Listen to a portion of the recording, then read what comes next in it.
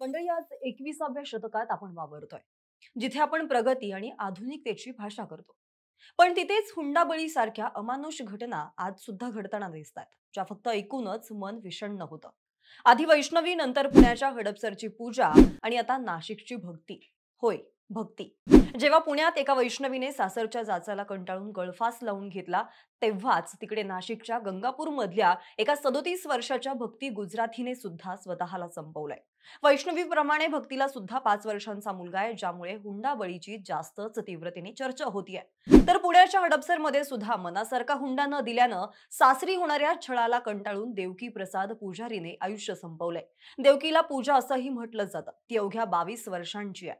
पूजाच्या लग्नात तिच्या वडिलांनी सुद्धा सासरच्यांना 4 तोळे सोनं आणि 10 लाख रुपये लग्नाचा खर्च करून सासरच्या मंडळींचा व्यवस्थित मानपान केला.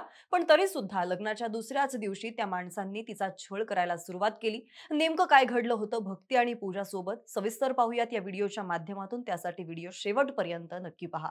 नमस्कार, मी मयुरी कराडेन. तुम्ही पाहताय विषयच भारी. भक्ती अथर्व गुजराथी असं या 37 वर्षांच्या विवाहितेचं नाव आहे, जिने सासरच्या जाचाला कंटाळून जीव दिलाय. 7 वर्षांपूर्वी भक्ती आणि अथर्व यांनी लव्ह मॅरेज केलेलं होतं. सुरुवातीला त्यांच्या प्रेमाला भक्तीच्या घरच्यांचा विरोध होता, मात्र नंतर लेकीवरच्या प्रेमाखातर तिच्या आई वडिलांनी त्यांचं लग्न लावून दिलं. लग्न झालं. सुरुवातीचे काही दिवस चांगले गेले, पण त्यानंतर सासरच्या लोकांनी तिला त्रास द्यायला सुरुवात केली.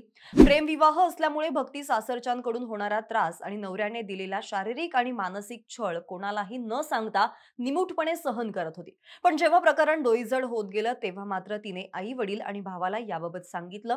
नंतर भक्तीच्या आई वडिलांनी तिला आपल्या घरी देखील आणलं. भक्तीच्या पाठोपाठ तिचा नवरा सुद्धा आला. त्यानं सासऱ्यांना विनवणी केली आणि नंतर कधीच भक्तीला त्रास देणार नाही असं म्हणून तिला तिथून घेऊन गेला. आपल्या मुलीचा संसार उद्ध्वस्त होऊ नये यासाठी भक्तीच्या घरच्यांनी सुद्धा तिला सगळं विसरून पुन्हा सासरी पाठवलं. मात्र भक्तीला पुन्हा तिचा नवरा दारू पिऊन मारहाण करू लागला. सोबतच तिच्या सासू सासऱ्यांकडून सुद्धा भक्तीला वारंवार त्रास दिला जात होता. हा त्रास सहन न झाल्यानं तिने राहत्या घरात गळफास घेत जीव दिल्याची तक्रार भक्तीच्या आई वडिलांनी गंगापूर पोलिसात दिली आहे. यानंतर मृत भक्ती गुजरातीचा नवरा आणि सासरा फरार झालेले होते. भक्तीचे वडील हे व्यवसायाने सराफी असून जेव्हा आपल्या मुलीसोबत असं काहीतरी घडलंय हे त्यांना समजलं, तेव्हा त्यांनी भक्तीच्या सासरच्या लोकांना कठोरात कठोर शिक्षा देण्याची मागणी केली आहे. इकडे वैष्णवी प्रकरण सुद्धा मोठं वळण घेत होतं आणि तिकडे भक्ती प्रकरणात सुद्धा भाजप आमदार चित्रा वाघ यांनी पोलीस आयुक्त संदीप कर्णिक यांची भेट घेतली होती. त्यानंतर आता भक्ती गुजरातीचा नवरा आणि सासऱ्याला गुजरातमधून नाशिक पोलिसांनी बेड्या ठोकल्यात. सोबतच वैष्णवी हगवणेप्रमाणेच भक्ती गुजराथीच्या शरीरावरती सुद्धा जखमांच्या अनेक खुणा आढळून आल्यात. त्यामुळे भक्तीने स्वतःला संपवलं की तिची हत्या झाली असा प्रश्न सुद्धा उपस्थित होतोय. आता या प्रकरणी सखोल तपास करण्याची मागणी भक्तीच्या कुटुंबांनी केलेली आहे. सोबतच भक्तीच्या मुलाचा ताबा मिळावा यासाठी सुद्धा आता तिचं कुटुंब आग्रही आहे. सध्या तरी चौकशीमध्ये ताब्यात घेतलेल्या नवऱ्याकडून आणि सासऱ्याकडून नेमकी काय काय माहिती समोर येणार हे पाहणं तितकंच महत्त्वाचं ठरणार आहे. मात्र भक्तीने हे टोकाचं पाऊल का बरं उचललं असेल? मृत भक्ती यांना सासरच्यांनी मारहाण केली की पैशांचा तगादा लावला, याचाही तपास पोलीस करत आहेत. यानंतर पुण्याच्या हडपसरमध्ये सुद्धा असाच प्रकार घडलाय. यामध्ये 18 एप्रिलला विजयपूर मधल्या बागेवाडीतील बसव मंगल कार्यालयामध्ये दीपा आणि प्रसाद यांचं लग्न झालं. लग्न सोहळ्यामध्ये दीपाच्या घरच्यांनी हुंडा म्हणून प्रसादला 4 तोळे सोनं दिलं आणि मानपणाप्रमाणे 10 लाख रुपये खर्च करून लग्न करून दिलं. मात्र लग्नाच्या दुसऱ्याच दिवशी दीपा पुण्यात आली. त्याच दिवसापासून प्रसाद आणि त्याची आई सुरेखाने लग्नात भांडी आणि फ्रीज का दिलं नाही आणि मानपान का व्यवस्थित केला नाही म्हणून वाद घालायला सुरुवात केली. यातून दीपाला शिवीगाळ सुरू झाली. पुढे दीपाने तिच्या वडिलांना ही सगळी हकीकत सांगून माहेर गाठलं. परंतु त्यानंतर दीपाच्या सासऱ्याने तिची समजूत घातली आणि तिला पुन्हा पुण्यात आणलं. यानंतर 18 मेला दीपाने वडिलांना फोन केला आणि ती रडू लागली. रडत असताना तिने लग्नात भांडी सामान दिलं नाही म्हणून प्रसाद, दीर, सासू आणि सासरे शिवीगाळ करून मारहाण करत असल्याचं वडिलांना सांगितलं. त्यानंतर दीपाच्या वडिलांनी मी पुण्यात येतो आणि वाद सोडवतो असं म्हणून तिची तात्पुरती समजूत काढली.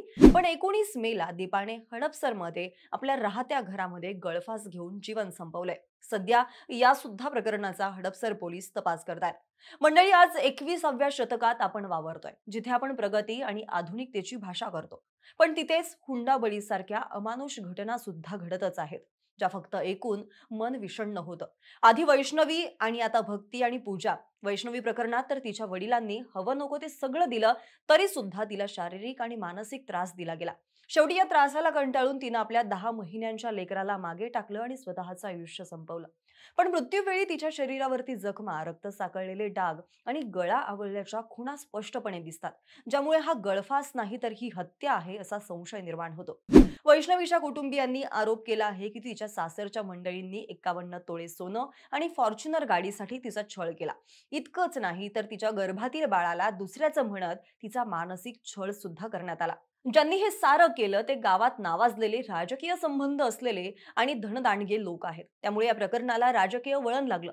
पण मंडळी न जाणे आज अशा कित्येक वैष्णवी आपल्या आजूबाजूला वावरत असतील ज्याची आपल्यालाच कल्पना नाहीये. आता या भक्तीचंच बघा ना, तसं बघायला गेलं तर वैष्णवीमुळे भक्ती आणि पूजासारख्या अनेक मुलींच्या आई-वडिलांना न्यायाची अपेक्षा आहे. पण यासाठी एका वैष्णवीला जावं लागलं यापेक्षा मोठं दुर्दैव कोणतं? पण मंडळी, हुंडा ही केवळ पैशाची लालसा नाहीये, तर ती एक विकृत मानसिकता आहे. ही मानसिकता मुलीला माणूस न समजता एक वस्तू मानते, जिला प्रतिष्ठेच्या नावाखाली ओरबाडून काढलं जातं. धनदांडगे लोक कायद्याला लाथाडत आपल्या राजकीय कनेक्शनमुळे वाचू असं समजत असतील. पण नाही हा. समाजात अशीही काही लोक आहेत जी अशा विकृतांना प्रोत्साहन देत नाहीत. ज्यामुळे हगवण्यांसारखे आणि भक्ती गुजरातीच्या नवऱ्यासारखे आणि सासऱ्यांच्या मुसक्या आवळणं थोडं का होईना पण सोपं झालंय. वैष्णवीच्या बाबतीत सांगायचं झालं तर तिचे वडील सांगतात तसं 2 वर्ष त्यांनी इज्जतीच्या भीतीने हा अन्याय सहन केला. त्यामुळे ही फक्त वैष्णवीच्या कुटुंबियांची गोष्ट नाहीये, तर अशा अनेक कुटुंबांची गोष्ट आहे जी हुंड्याच्या नावाखाली छळली जातात आणि लोक काय म्हणतील या भीतीने गप्प बसतात. याच भीतीमुळे अनेकदा हुंडा मागणाऱ्या स्थळाला थेट नकार दिला जात नाही आणि त्याचे परिणाम वैष्णवी, भक्ती आणि दीपाच्या रूपाने आपण सगळेच बघतोय की. वैष्णवी हगवणे प्रकरण आणि आता भक्ती आणि पूजा प्रकरण सुद्धा आपल्याला आरसा दाखवतं. तो आरसा बघून तरी निदान आपण अजूनही अशा घाणेरड्या प्रथांना खतपाणी घालणार आहोत की त्यांच्या मुळावरती घाव घालणार आहोत, हा प्रश्न प्रत्येकाच्याच मनात उभा राहायला हवा.